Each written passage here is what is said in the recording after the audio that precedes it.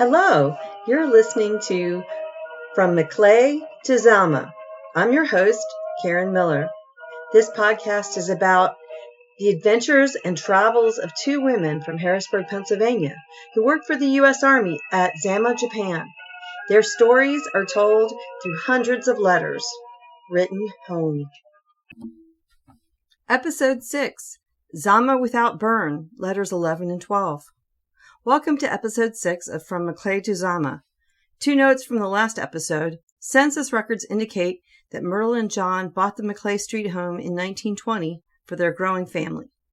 Also, both of the sisters refer to their brothers' families by their brothers' initials. So the DFs would be one of the twins, Dan, and his family, and the MEs are their youngest brother, Mark, and his family. This episode, I wanted to give you some background on Camp Zama, which will be their home for their entire time in Japan. The original Japanese Imperial Military Academy opened in 1852 in Kyoto for the sons of nobility. As it developed and grew, it moved to Osaka and then to Tokyo. The Manchurian incident broke out in September 1931, and by the mid-1930s, the Imperial Army had almost 1 million soldiers on the Asian continent. Two new campuses for senior programs were to be built outside of Tokyo.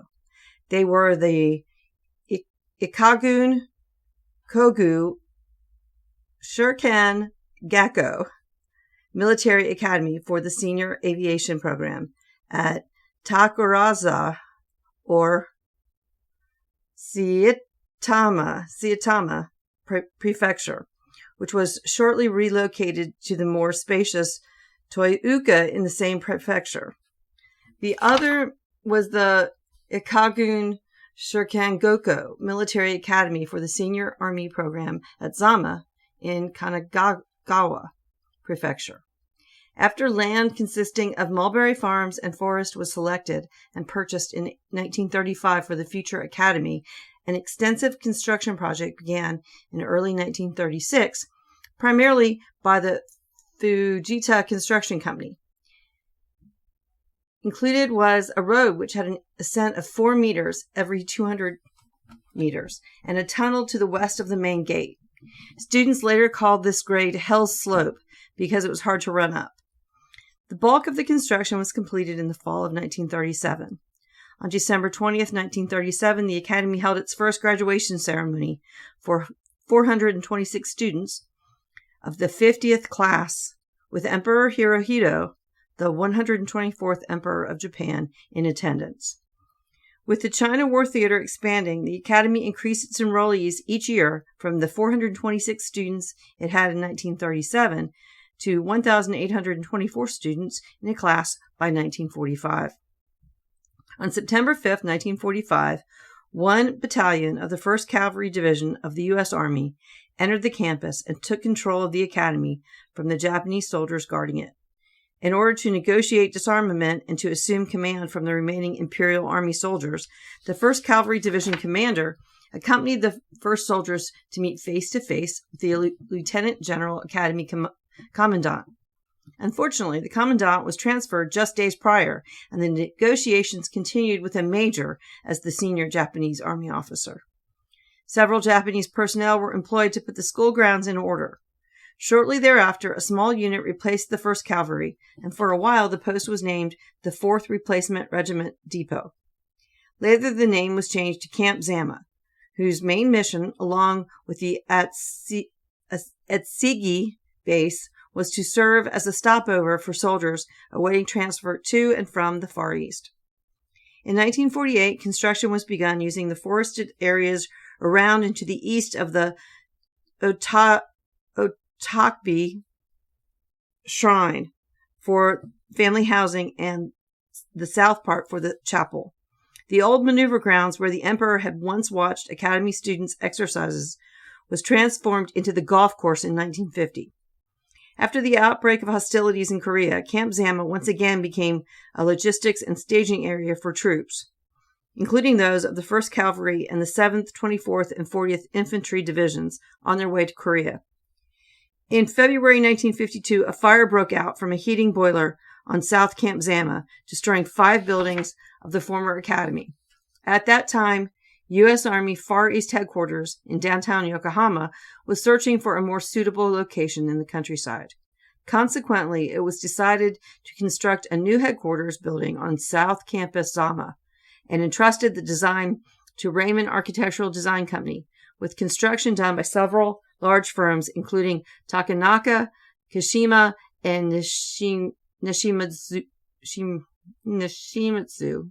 construction companies. I should have quit while I was ahead there. The command relocated from Yokohama in October 1953 and began occupying Building 101, which has served as the United States Army Japan headquarters ever since, as well as Building 102. So that's just a little background on Camp Zama. Another thing that is going to be brought up in these letters is Italian Lake. It is a park in Harrisburg, Pennsylvania, near McClay Street, and it's mentioned in one of the letters. It was a special place for the family. I was often taken there as a child to feed the ducks. There is a photo of the bridge in the show notes. It's a lovely park. The creation of Italian Lake was a side project to the construction of William Penn High School, where my mom went, and it was built in 1901. Italian Lake was designed by prominent Boston architect Warren Manning and incorporates a Japanese harmony bridge as well as the Dance of Eternal Spring sculpture. The park is located on 3rd and Division Streets. Why is it called Italian Lake, you ask? The use of the word Italian is attributed to Patricio Russ, who operated various downtown Harrisburg hotels, and he was born in 1852 and died in 1925. He also founded a lodge on North Front Street, which was nicknamed the Italian Hotel. The phrase Italian then became synonymous with the surrounding area. There are pictures of the bridge and sculpture in the show notes. It is time now for letter 1 from Aunt Peg on July 14th, 1953. By the way, for those who don't know, a billet is where soldiers are assigned to sleep. Dear folks, I have so much to tell you. I just hope I don't run out of ink. The last letter I wrote was sort of depressing, but I said things would look much better the next day, and they sure did. Saturday, we went to a PX there in Yokohama that is very new. It's in a place like Klein Village. It has all kinds of shops and snack bars. We saw some lovely things, but the real wonderful things are in the Japanese markets. Saturday afternoon, we just loafed around. Saturday night, this will kill you, we had dates, 4 of us. Velma, who had met a fella she knew in the PX, and he got 3 buddies, Bern, Teresa, and I. It was fun, but they weren't particularly exciting. Sunday, we went to the Post Chapel in Yokohama, which is just beautiful. I believe it is the church that is shown in the booklet on Japan. Then we went on a tour to Buddha Kamakura. We left at 12:30 and came back around 5. The tour was conducted by Special Services, free to servicemen and us. We took a bus to this shrine and got to see a lot of the countryside. I'm telling you, so far I think Japan is wonderful. As you must imagine, there are many things which are strange and amusing, but it's truly great. All of the Japanese people that I have met with so far are extremely polite, but I have to laugh at my dumbness in trying to make them understand me, and then they laugh at me. Some of the things that are strange, driving on the opposite side of the street. If I'm not bumped off soon, it will be a wonder. And they just love to blow horns on their vehicles. It's worse than New York. They are really hot rods, too. But I haven't seen any accidents yet, or even any dented fenders. However, I'm going to be quite gray when I come home. There are quite a few farmers. Every inch of space is needed to grow something. In fact, I've seen 4 corn stalks planted in a front yard. The houses are small and look as though they'll fall apart in a little wind, but they're built that way so they can withstand the shock of earthquakes. The people are all so small. Lots of them have adopted Western style in dress, but loads of them still wear the styles that we have always associated with them. And the children are dolls. Mother, I really think I'll adopt some. You'd just love them. Anyhow, the town was quite interesting. We stopped at one shrine that had a bridge similar to the one at Italian Lake, but it was much steeper and it didn't have any steps. We were supposed to go over it for good luck. I made it okay because I had on my red shoes, which I've worn about all the time. Ha ha.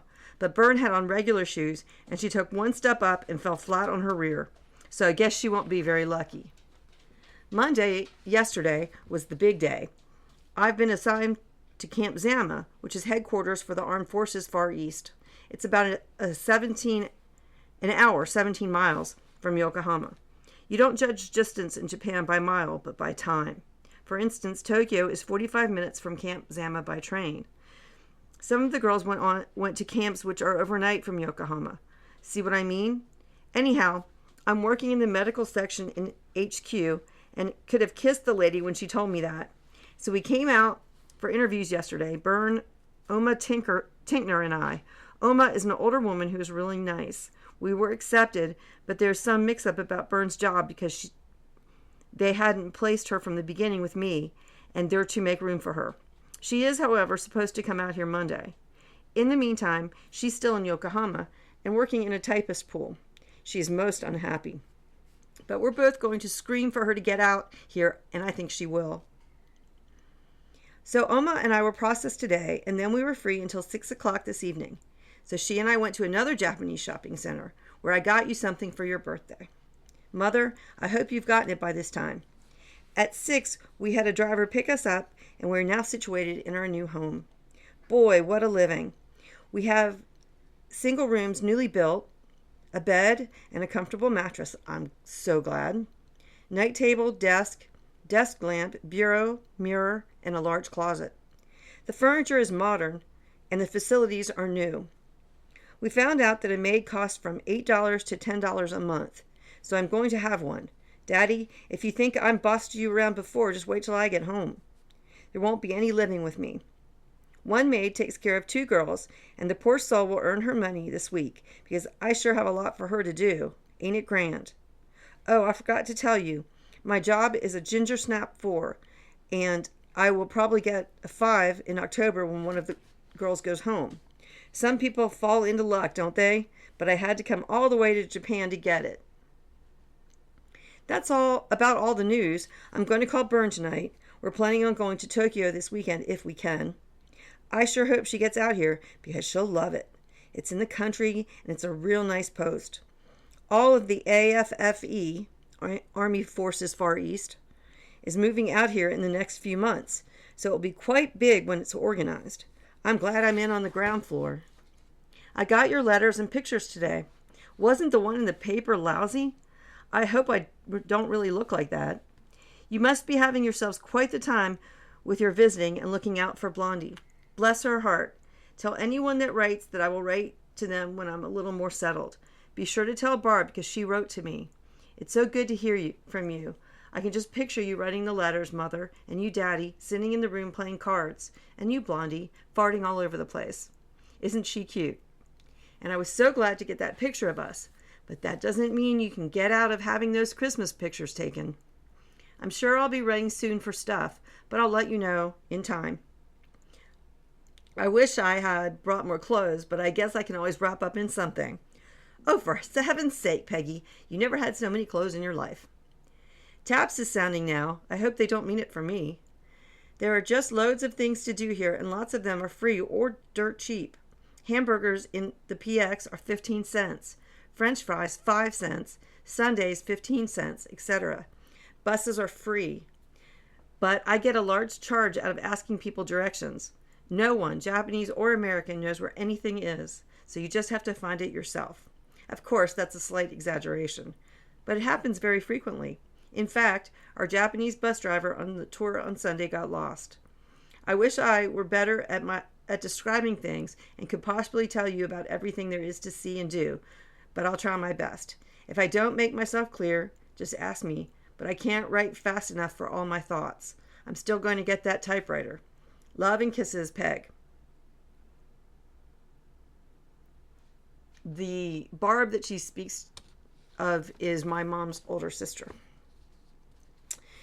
The next letter is letter 12 from Bern, dated July 17th, 1953. Dear folks, if I repeat things I've already told you about, please excuse. I forget what I write to whom. My mail has not come through, so I only have the news in the letters Peg has received. It sounds like you were going places and doing things when the DFs were there. Do hope you had just as nice a time with the MEs. We are now settled in our rooms at Camp Zama. It is 17 miles distant from Yokohama, but because of traveling conditions over here, distance is not measured in miles, but time. To give you an idea, this mere 17 miles is a trip of 1 hour and 15 minutes by bus. See what I mean? Everything out here is relatively new. The billets are nice. We have single rooms across the hall from each other. The bathroom and shower rooms are white tiled and much nicer than those of Korea Courts, where we were staying. There's a chapel, a theater, bowling alley, PX, library, craft shop, courses to take, an officers club, and a listed men's club. However, everything seems rather quiet and dull, and I'm afraid Peg is not too happy.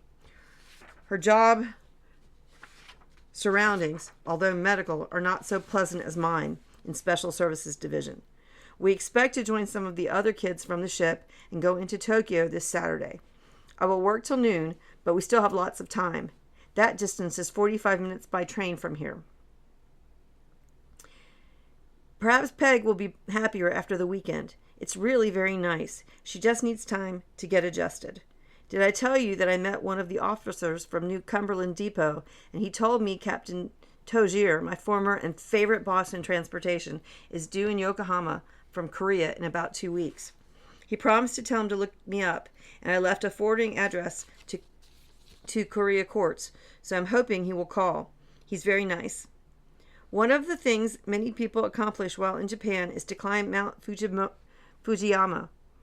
Marie Endel, my roommate at Korea Courts, is determined to join those ranks. She and a friend got to the 8th out of 10 stations, or rest stops, and had to turn back because of fog and rain and sleet. It seems you are given a stick, somewhat resembling a yardstick, and at each station it is branded to show how much of the climb you succeed in conquering. The lucky ones who reach the summit are given a set of bells to tack on the top of the stick, and I can well imagine they come with a sense of having really accomplished a difficult feat. The entire climb takes 2 days under good conditions. Much of the way is over rough lava beds, and altogether sounds like a rugged pastime.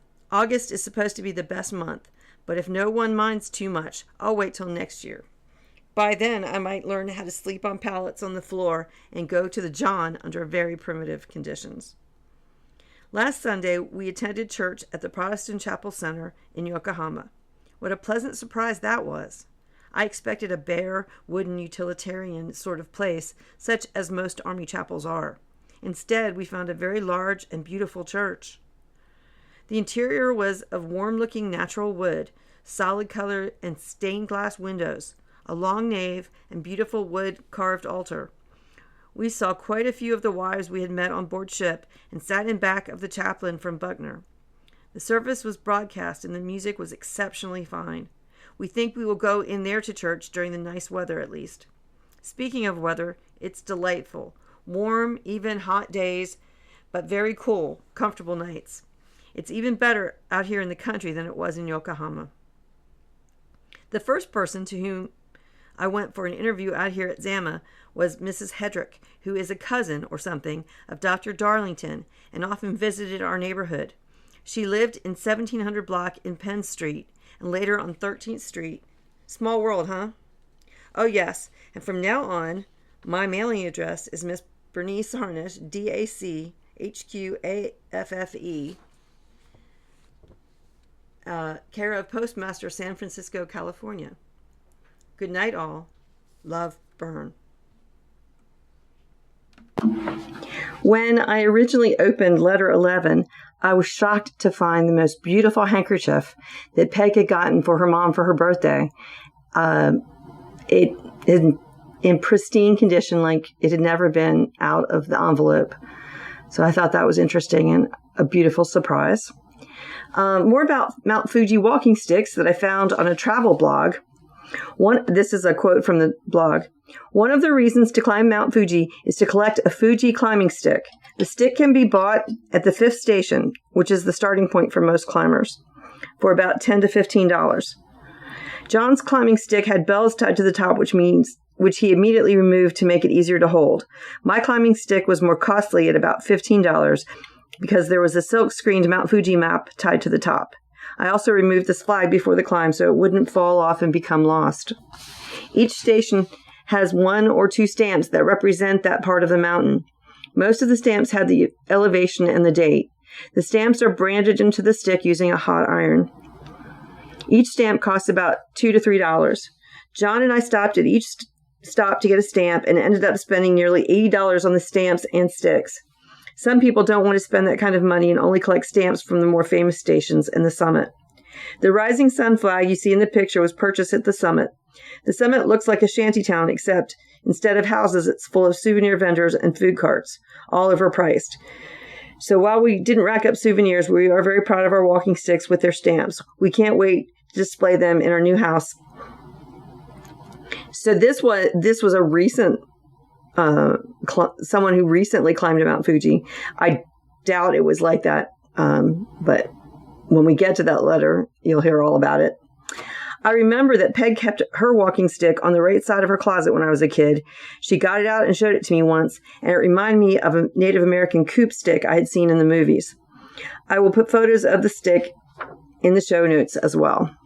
I began to wonder more about the weather in Yokohama. The average in July is 84 during the day and 72 at night, with 10 days of rain. In August, the average is 87 during the day, 75 at night, with 7 days of rain. Prefectures are regional authorities comprising municipalities and are in charge of broader regional administration. So I imagine they're like states, kind of. Japan is made up of 47 prefectures, and Tokyo is one of those regional authorities. Yokohama, the city and port, is the capital of the Kanagawa prefecture, and it is the second most populous city in the country. I hope you're enjoying the podcast, and if you are, please subscribe in Spotify or follow in Apple Podcasts. This will help my listeners find my podcast more easily. You can access the show's website at www.FromMcClay2Zama.com. In the next episode, Rainy Season, you will hear letters 13, it's really short, 14, and 15. I hope you have a great week.